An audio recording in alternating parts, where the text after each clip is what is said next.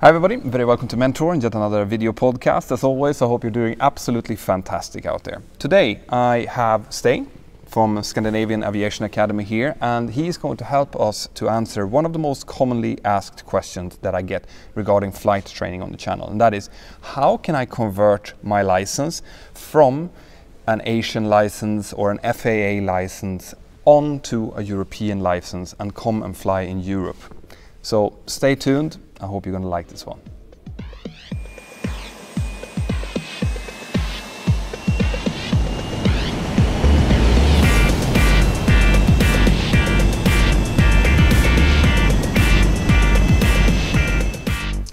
Right, Stein, thank you very much for joining the channel. Nice to see you again, Petter. It's nice to see you. Stein was on one of my earlier videos, so if you scroll back about a year or so, you'll find a video where we talked generally about initial training. And there might be opportunities later on to do a similar video again to revisit those areas. But today we're going to be talking about conversions. Okay, so mainly, let's say that I've just done my licenses under FAA rules, under American rules, in any of the American schools, right? So I have a valid CPL, I have a multi-engine and an instrument rating under the FAA rules. Now, I have a sudden urge to go to Europe. And of course, in order to do so in the first place, you need to have some kind of working visa, which is extremely important. And some companies will require you to have unrestricted right to live and work. And how that pans out, how to get that, you're going to have to check with your consulate in the country that you're in to see how that works. But from a flying point of view, how can I go about to convert my license? So one thing I think is important to mention is that in the United States, some people also have a multi-engine license, but for a private pilot level. Okay.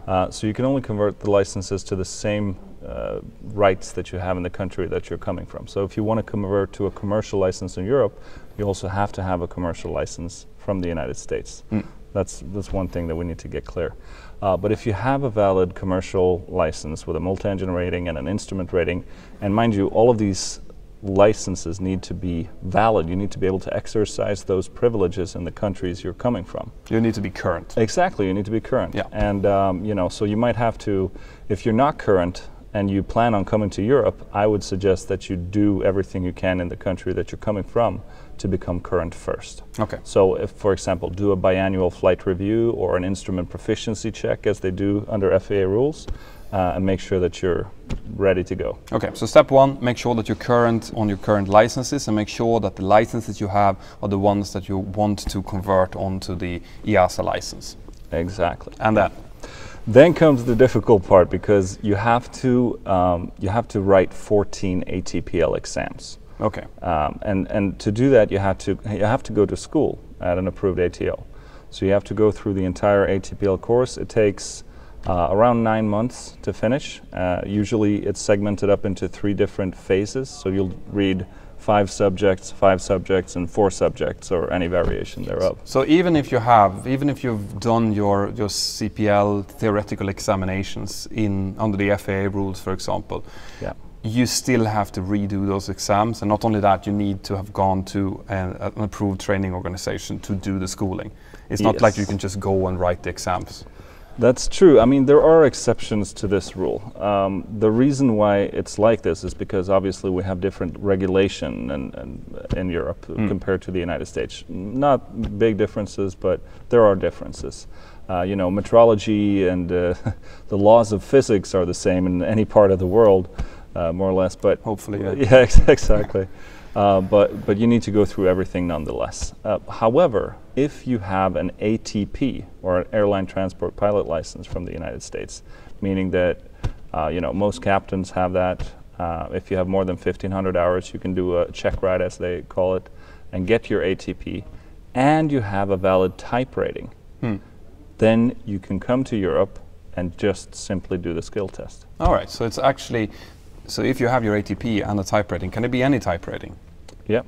Okay, so if you have that, then guys, then you can come straight in and do skill tests and just convert your licenses straight over. And I'm guessing that is to facilitate the transfer of experienced personnel between the countries. Exactly. But if you are a cadet with 200 hours, and you've just finished your flight training, and you have an uncle or you have relatives in Europe and you have a European passport, for example, then you still have to do the ATPL exams. Yes. What about flight tests? Yeah, once you're done with the ATPL exams, you still need to convert your licenses to European licenses. And to do that, you need an approved ATO to make a training plan for you. And what the school or the ATO then will do is to look at your experience, look at your proficiency. So how much have you been flying in total and how much have you been flying recently?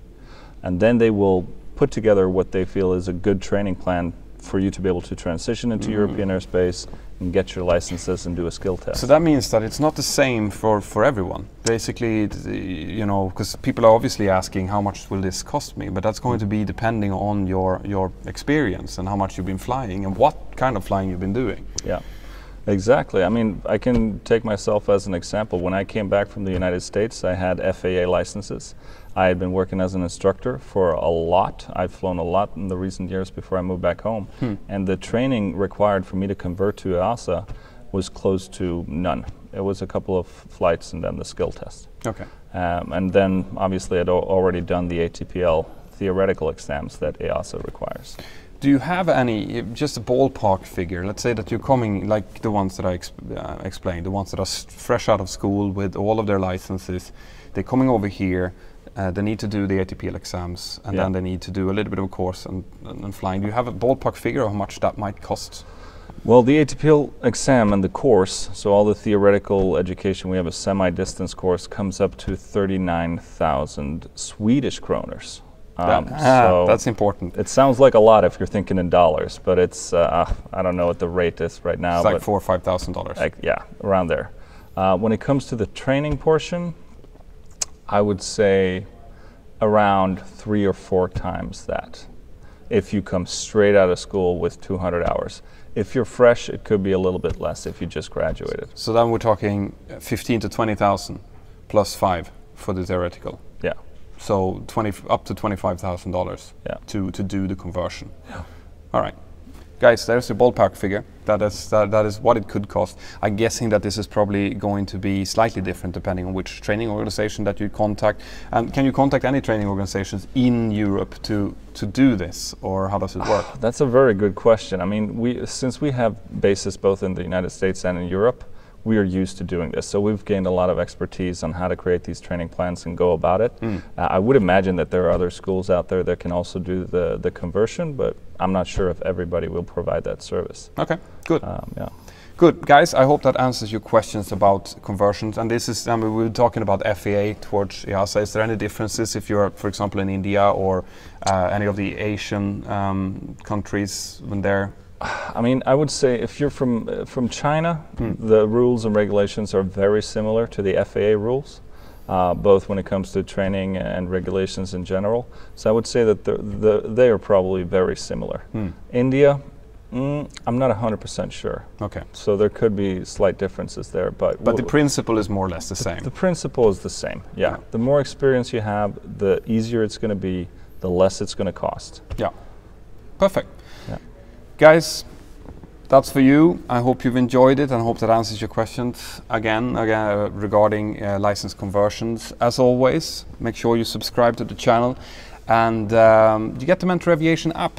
I always say that, but it's because I'm building. There's more and more pilots in there every day. I'm going to try to convince Stein to get in there to answer some questions for you guys as well. I can't promise anything though, but the thought is that we are building a community basically that will be able to answer and ask questions and just help each other out, which is what this channel is all about, like constructive, positive information gathering. So until next time, I hope you're having an absolutely fantastic day wherever you are, and I'll see you next time. Bye-bye.